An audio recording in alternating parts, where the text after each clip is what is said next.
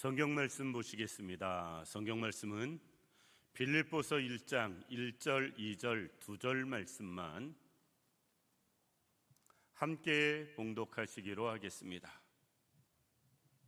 빌립보서 1장 1절, 2절, 2절 말씀만 함께 봉독하십니다.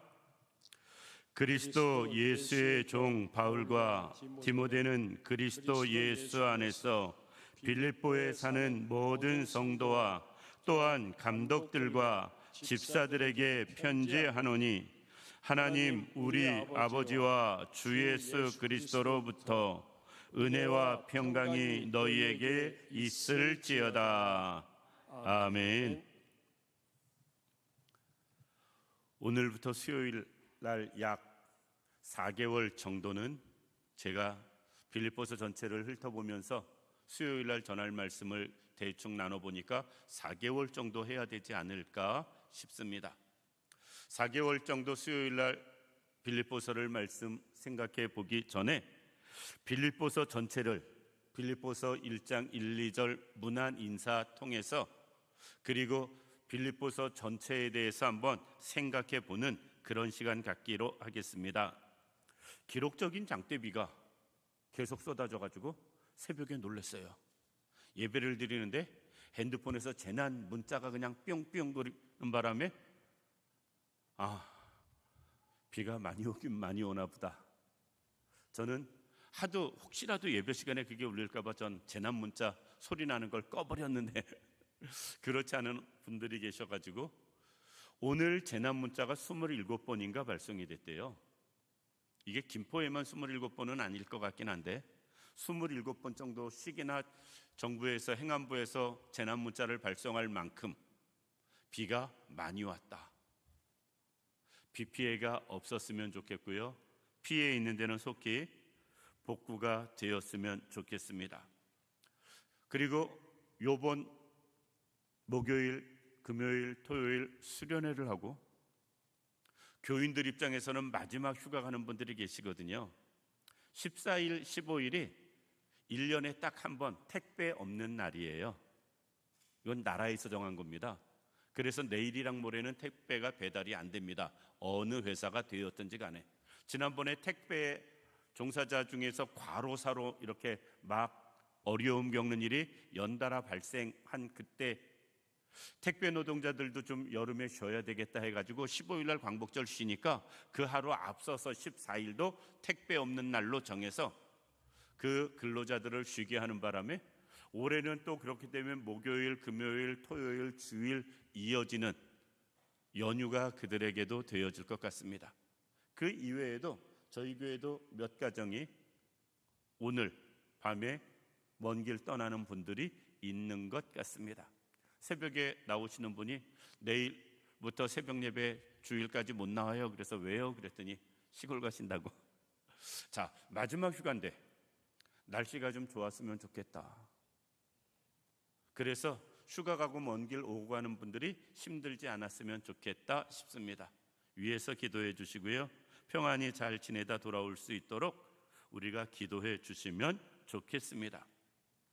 복음이 없는 사람은 세상의 여러 가지 상황 따라 기뻐하기도 하고 슬퍼하기도 합니다. 그런데 복음을 소유한 성도들은 상황 따라 기뻐하거나 슬퍼하는 사람은 아닙니다. 우리는 어떤 상황에서도 기쁨을 누리는 사람이 되어야 되고요. 어떤 상황에서도 만족하며 살아갈 수 있는 사람이 되어져야 됩니다. 특별히 빌립보서를 통해서 사도 바울은 그것을 강조하는 모습을 볼 수가 있습니다. 초대교회 모든 성도들은 큰 핍박 때문에 어렵고 힘들었을 것이고요. 빌립보서는 사도 바울이 마지막으로 로마 감옥에서 순교하기 전에 로마에서 기록하는 성경이거든요. 그러니까 사도 바울 입장에서도 많은 어려움이 있을 때 죽기 직전에 감옥에서 기록한 말씀이 빌립보서입니다. 에베소서, 빌립보서, 우리가 골로새서, 빌레몬서까지 4개를 옥에서 기록한 말씀으로 보는데 사도 바울도 굉장히 어렵고 힘든 가운데 빌립보서를 기록합니다. 그런데 내용은 힘들다, 어렵다, 혼란이다, 문제다가 아니고요, 기쁨을 강조하는 모습을 볼 수가 있습니다. 왜 그럴까? 복음을 받은 사람들, 복음이 우리 속에 있는 사람들은 상황에 상관없이 기뻐하고 즐거워할 수 있는 사람 되어져야 되고요. 우리는 언제나 어디서나 하나님 앞에 기쁘게 살아가야 되기 때문에 그렇습니다. 우리 모든 성도님들이 그럴 수 있기를 원합니다. 그것이 성도다운 삶이에요. 빌립보서는 어떤 면에서 전체적으로 성도다운 삶을 강조하고 있습니다. 여러 가지 면에서.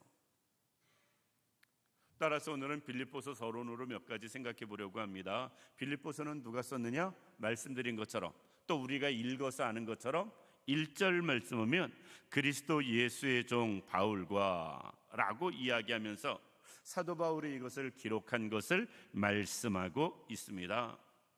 사도 바울은 빌립보 교회를 개척한 사람이에요. 그때가 AD 약 50년 정도 되어집니다. 그리고 이 빌립보서를 기록할 때가 언제인가? AD 61년, 62년 그 사이에 기록한 걸로 보고 있어요. 그러니까 빌립보서를 개척하고 또 계속 돌아다니면서 사도 바울은 전도 여행을 하다가 나중에 마지막에 순교하기 전에 로마에 끌려갔을 때 그곳에서 빌립보 교회를 생각하면서 기록한 말씀이 빌립보서인데, 개척한 이후 10년 간 넘은 교회였어요. 빌립보 교회는. 그럼에도 불구하고 사도 바울이 특별히 사랑했던 교회, 사도 바울을 특별히 또 사랑한 교회, 그 교회가 빌립보 교회였습니다. 그렇기 때문에 사도 바울은 빌립보서에 대해서 또 빌립보 교회에 대해서 특별한 애정을 가지고 있는 모습을 볼 수가 있습니다. 사도 바울은 크게 3번 전도 여행을 합니다. 1차, 2차, 3차 전도 여행을 하는데, 2번째 전도 여행을 하다가 빌립보에 가게 됩니다. 우리가 잘 아는 대로 빌립보 갈 계획이 없었어요. 그는 계속해서 터키 지역, 그 지역에서 전도하기를 원했는데, 성경에서는 드로아 지역에서 밤에 환상을 봅니다. 마게도냐 사람이 손짓을 하면서 우리를 와서 도우라 라는 환상을 봅니다. 사도 바울은 그 마게도냐 사람이 손짓을 하면서 자기들을 와서 도와달라고 이야기하는 환상이 하나님이 주신 계시로 보았어요. 마게도냐는 지금 쉽게 이야기하면 그리스 나라 그쪽 지역입니다. 그쪽 전체를 마게도냐 지역으로 성경은 말씀을 합니다. 그러니까 지금 터키 아시아에 있다가 그리스 유럽에서 도와달라는 꿈을 꾸고 그 환상을 통해서 하나님의 뜻 계신 줄로 알고 그는 미련 없이 마게도냐로 갑니다. 대해협을 건너서 대륙을 넘어가는 거니까 이제 그리스 마게도냐 지역으로 갑니다. 거기에 첫 번째 맞이한 지역, 첫 번째 성 빌립보 지역에 사도 바울이 도착을 해요. 지금도 빌립보에 가면 저는 이게 이 말을 믿어야 되나 말아야 되나 하는 게 있는데, 사도 바울이 이 항구로 도착했다고 하는, 사도 바울이 도착했다는 항구가 있습니다. 지금 특별한 건 없는데 그 항구에 가서 보면 큰 기념비 같은 게 있어요. 거기엔 사도 바울이 잠자다가 환상을 보는 저기 벽화가 쭉 조각돼 있고요.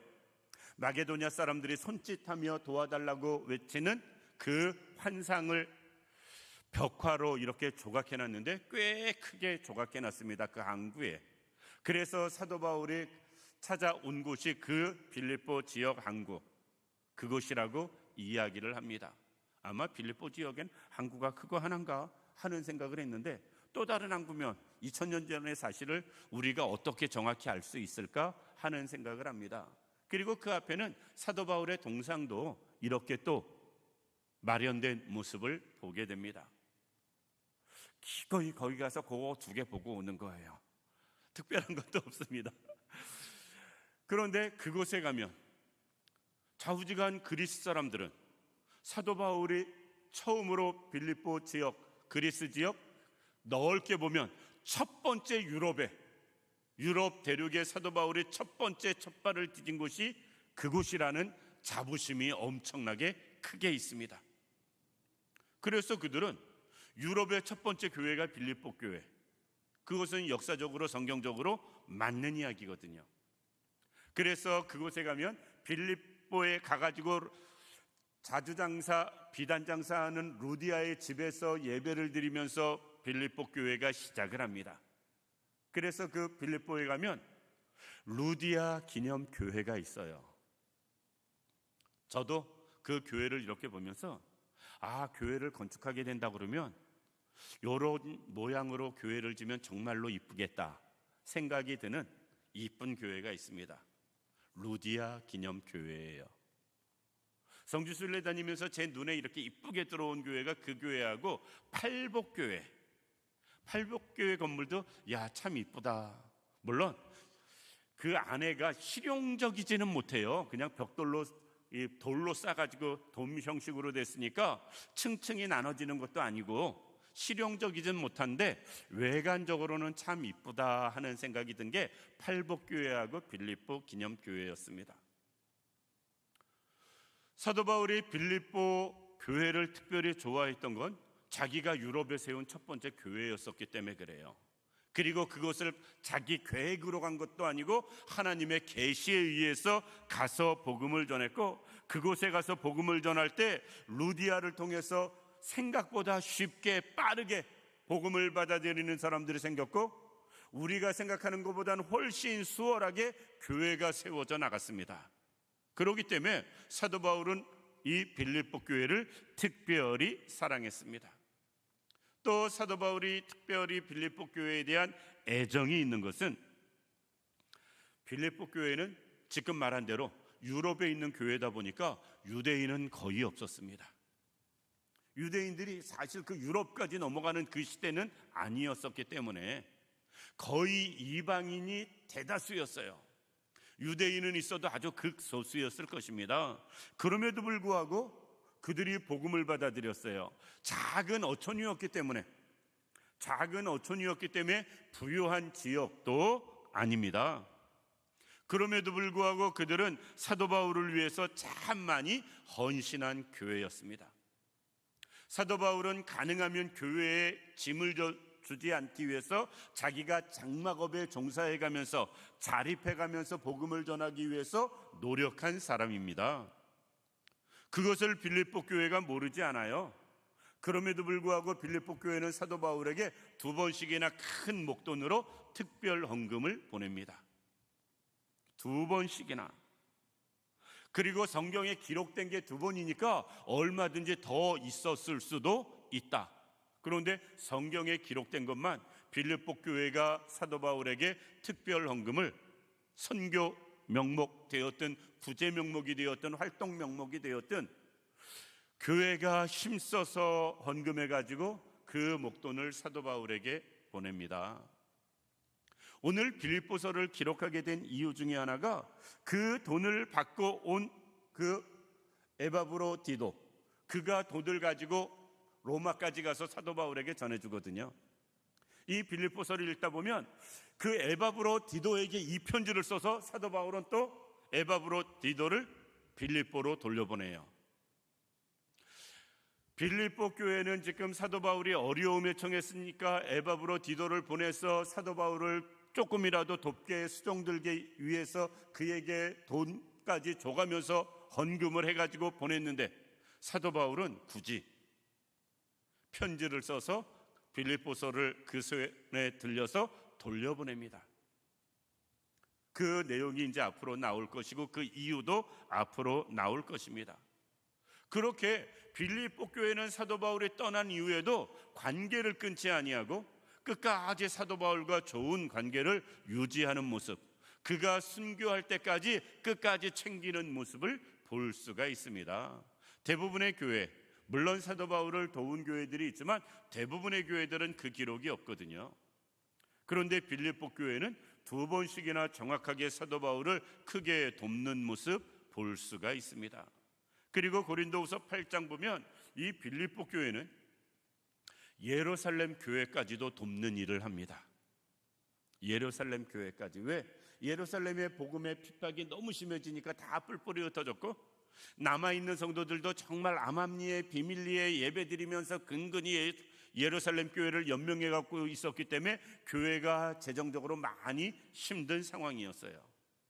그럴 때 오히려 밖에 이방 지역에 있는 교회들이 예루살렘 교회를 선교하게 되는데, 그 중에 대표적인 교회가 또 이 빌립보 교회가 예루살렘 교회도 챙기는 모습을 볼 수가 있다라는 것입니다. 자기들도 작은 어촌인데, 요새도 어촌이, 요새는 그래도 고기 잘 잡고 풍어되면 큰 부자들 많은데, 예전에는 정말 조그만 나무배 가지고 제대로 그물도 별 볼 일 없는 그물 가지고 고기 잡는 그들의 생활이 굉장히 어려웠을 거거든요. 그럼에도 불구하고 이 빌립보 교회는 사도 바울과 어려운 교회를 돕는 교회였어요. 그러니 사도 바울 입장에서도 우리는 사도라고 해서 사람이 아닌 건 아니거든요. 그들도 사람이니까 어쩔 수 없어요. 그래도 자기를 위해서 도와주는 것, 물질을 도와준다는 것은요, 그냥 단순히 물질 재정을 후원했다가 아닙니다. 주님의 말씀처럼 물질이 있는 곳에 마음이 있어요. 물질을 보낸다는 것은 관심이 있다는 얘기고, 관심이 있다는 것은 기도한다는 얘기고, 물질을 보낼 정도로 그들의 애를 썼다는 것은 많이 사랑한다는 거거든요.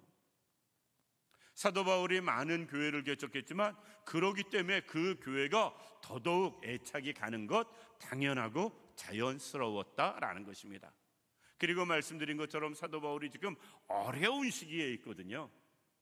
로마까지 끌려가서 로마에서 억류되어 있는 가운데, 그가 마지막 죽을 날을 기다리고 있는 그 시대에 그래도 빌립보 교회는 위로가 되는 거예요.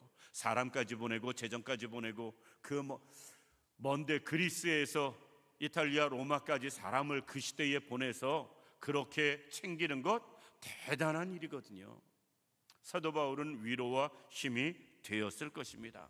그러니 빌립보 교회를 사도 바울이 좋은 마음 갖는 것 자연스럽고 당연했다라는 것입니다.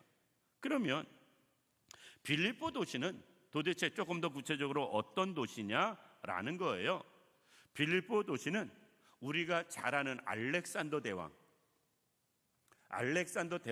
아버지의 이름을 아는 분들이 계실 겁니다.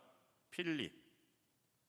알렉산더가 아버지를 기념해서 만든 도시가 빌립보예요. 그래서 아버지의 이름을 따서 빌립보, 그 아버지 이름이 필립이거든요. 그래서 알렉산더가 한창 번영했을 때 아버지를 기념하면서 만든 도시가 바로 이 빌립보 지역이었다라는 것입니다. 그리고 이 지역은 마게도냐, 로마가 그 지역을 지금 정복하고 있을 때 이 지역에 많은 도시 개척하면서 빌립보를 쉽게 이야기해서 우리 신도시 만들듯이 체계적으로, 조직적으로, 계획적인 도시로 만든 게 빌립보 지역입니다. 그때 당시엔 굉장히 그래도 흥왕했을 것 같은데, 제가 갔을 때는 지극히 작은 어촌 마을에 불과했고요. 예전의 영화는 찾아보기 쉽지 않았다. 빌립보 지역에 가니까 그리스는 정교회인데 그리스 정교회가 그날 예배를 드리더라고요. 제가 간 그 시간에. 그래서 빌립보 정교회 교회를 들어가 봤습니다. 저는 정신사나워 와서 얼른 나왔어요. 오래 못 있고 너무 머리 아파서. 우리가 점집이나 무당들 있는 데 가면 별의별 거 다 걸어놓고 널어놓고 뭐 그냥 별의별 게 다 있잖아요.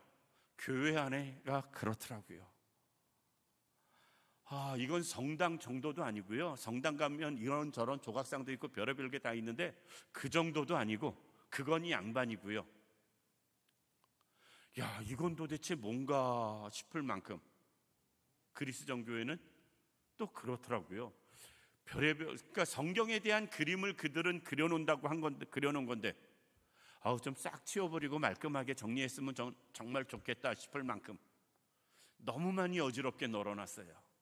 그래서 오래 못 입고 나온 것이 기억납니다. 사람은 많지 않았어요. 예배 드리는 사람이. 그리고 전에도 말씀드렸는데 거기에 예배의 특징은, 지금 그 교회의 예배의 특징은 안식일날, 그러니까 주일날은 하루 종일 그 성공의 신부가 설교를 해요. 하루 종일 거긴 정교의 신부가, 정교의 신부가 설교를 합니다. 그런데 하루 종일 힘들잖아요. 신부가 교대로 설교를 합니다. 교인들은 자기 편한 시간에, 왜? 설교자가 계속 설교하고 있으니까 편한 시간에 왔다 가는 거예요. 들을 만큼 듣다가 오늘은 이만큼이면 됐다. 자기 오고 싶은 시간에 오고 가고 싶은 시간에 가는 거래요. 야, 한국 교회도 이러면 교인들 정말 좋아하겠다 하는 생각 해봤습니다.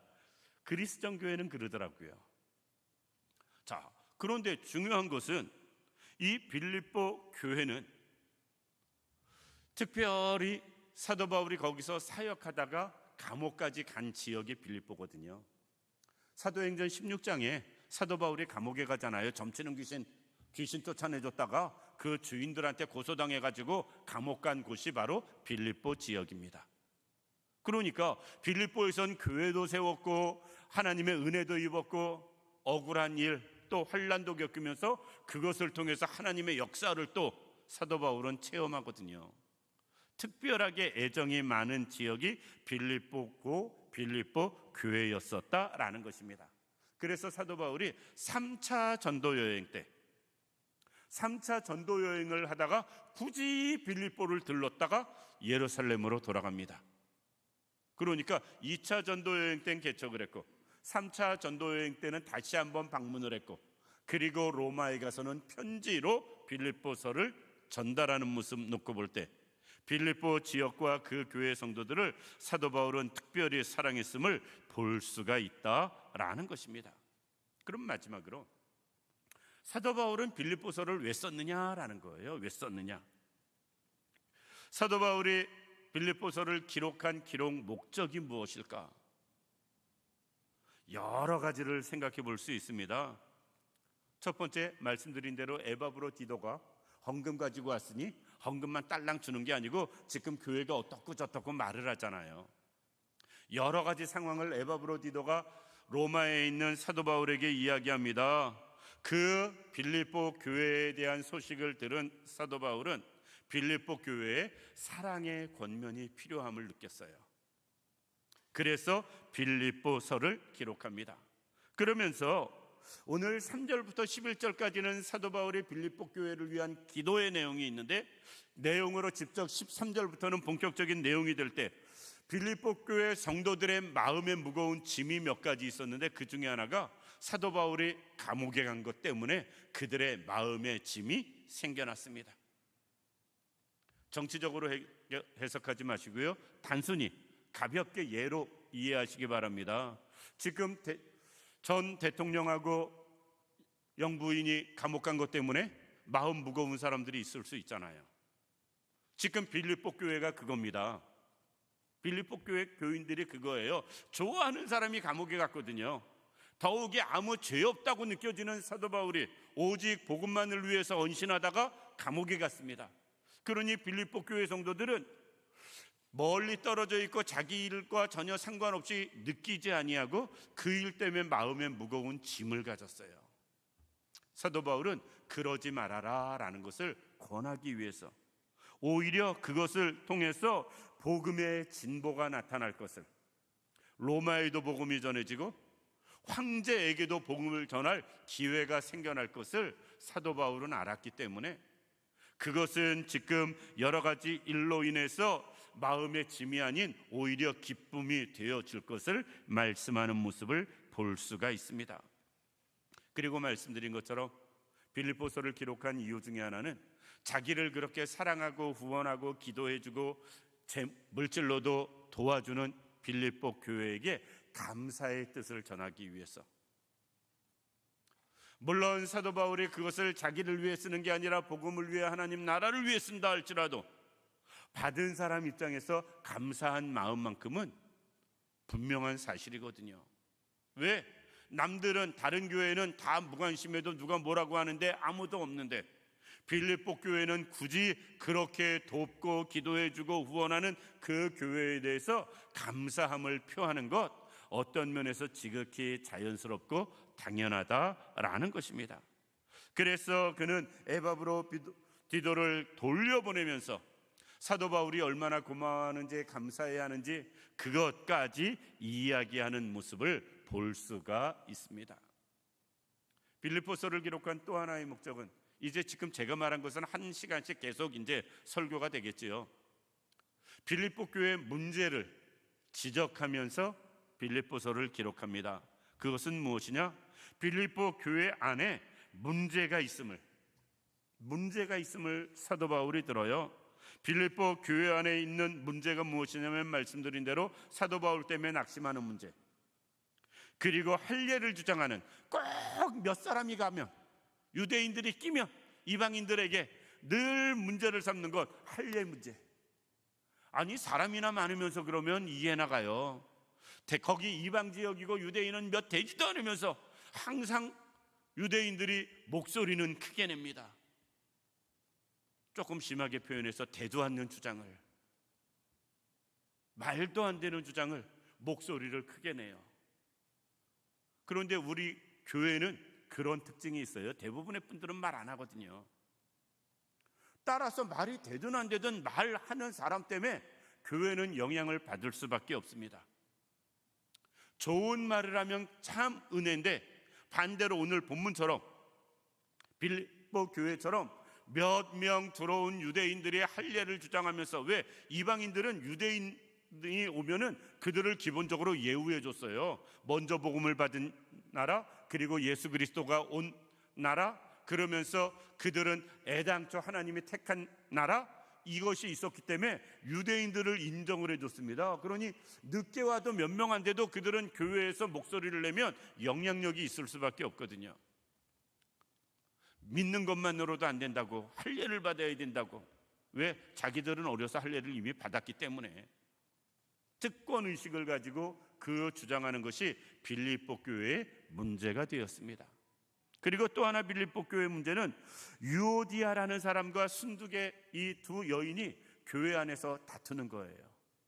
머리끄댕이 잡고 싸우는 건 아니고요. 말씀을 놓고 볼 때 서로 쉽게 이야기해서 주도권 싸움, 위치 싸움, 그리고 영향력 싸움, 많은 신경전과 다툼이 이들 때문에 교회에서 있었습니다. 두 사람이 그러는 거, 그러거나 말거나, 뭐 까짓것, 뭐 둘이 그러는 거, 그게 뭔 문제라고 생각할 수 있지만 생각해 보시기 바랍니다. 교회 안에서 지금 예를 들어 우리 표현으로만 하면 권사님 두 분이 굉장히 심하게 대립하고 싸운다 그러면 교회 전체적인 분위기가 어떨 것인가? 왜? 어디나 야당이 있고 여당이 있는 것처럼 이 사람 좋아하는 사람이 있고 저 사람 좋아하는 사람이 있거든요. 그러다 보면 두 사람 싸움이 아닌 거예요. 교회 전체의 큰 무거운 짐이 지금 빌립보 교회는 이 두 여인 때문에 되어진 모습을 볼 수가 있습니다. 그들의 분열이 쉽게 해결되지 않는 모습을 에바브로디도가 가서 고민하면서 이야기했겠죠. 따라서 사도 바울은 4장으로 넘어가서는 이들에 대해서 이야기하는 모습을 보게 됩니다. 로마에 있는 사도 바울이 그걸 어떻게 알았겠어요? 에바브로디도가 말했으니까 알았겠지. 따라서 빌립보 교회의 다양한 문제, 그것을 해결하기 위해서 사도 바울은 빌립보 교회를 기록하는 모습을 볼 수 있습니다. 마지막으로 사도 바울이 빌립보 교회에다 빌립보서를 기록한 이유는 이겁니다. 전체적으로 성도다운 성도의 삶을 살게 하기 위해서, 하나님 말씀 순종하면서 믿는 자답게 살게 하기 위해서, 그게 순두계 문제가 됐든 할례 문제가 됐든 또 다른 문제가 되었든 그 문제에 연연하는 것이 아니라, 교회는, 성도는 믿는 자답게, 신앙인답게 하나님 말씀에 순종하며 성도답게 살게 하기 위해서 빌립보서를 기록한 모습을 볼 수가 있다라는 것입니다. 말씀을 마칩니다. 아마 하나님이 이 시대의 교회들을 통해서 만약에 편지를 또 쓰신다면 제가 볼 때 별 차이 없을 것 같아요. 잘한 건 칭찬하시면서 쓸 거고요. 아쉬운 건 지적하면서 쓸 것이고요. 잘못한 건 책망하면서 쓰실 것 같습니다. 아마 내용도 빌립보서 내용과 크게 차이가 없을 것 같습니다. 이 자리에 있는 우리 모든 성도님들, 결론적으로 가장 중요한 건 성도가 성도답게 사는 거예요. 어떤 상황이 되어졌든지 간에 우리는 믿는 사람답게 행하는 것입니다. 그러기 위해서 우리는 하나님의 말씀에 순종하는 삶을 사는 거예요. 그것을 위해서 빌립보서를 기록했다. 우리가 생각하시고요. 오늘 들은 말씀을 머리에 조금이라도 남겨놓고 다음 주부터 말씀을 들으면 설교에 조금 더 이해가 되지 않을까 싶습니다. 따라서 우리는 성도다운 성도의 삶, 신앙인의 삶, 그것을 사는 게 목적인 우리들 되기를 주님의 이름으로 축원합니다. 기도드리겠습니다. 살아서 역사하시는 참 좋으신 아버지 하나님, 은혜와 사랑을 진심으로 감사드립니다. 하나님, 사도 바울이 빌립보서를 기록한 모습에 대해서 전체적으로 말씀을 생각해 봤습니다. 저자에 대해서, 연대에 대해서, 상황에 대해서, 내용에 대해서 하나님, 그런데 결론은 성도의 삶은 성도답게 사는 것, 이것을 위해 기록했음을 우리가 알게 하여 주옵소서. 우리가 성도답게 사는 것은 말씀에 순종하는 삶임을 깨달아 알게 하시고 그렇게 살아갈 수 있는 우리 모두가 되게 하여 주옵소서. 하나님이 온전히 함께 하시길 원하오며 예수님의 이름으로 기도드립니다. 아멘.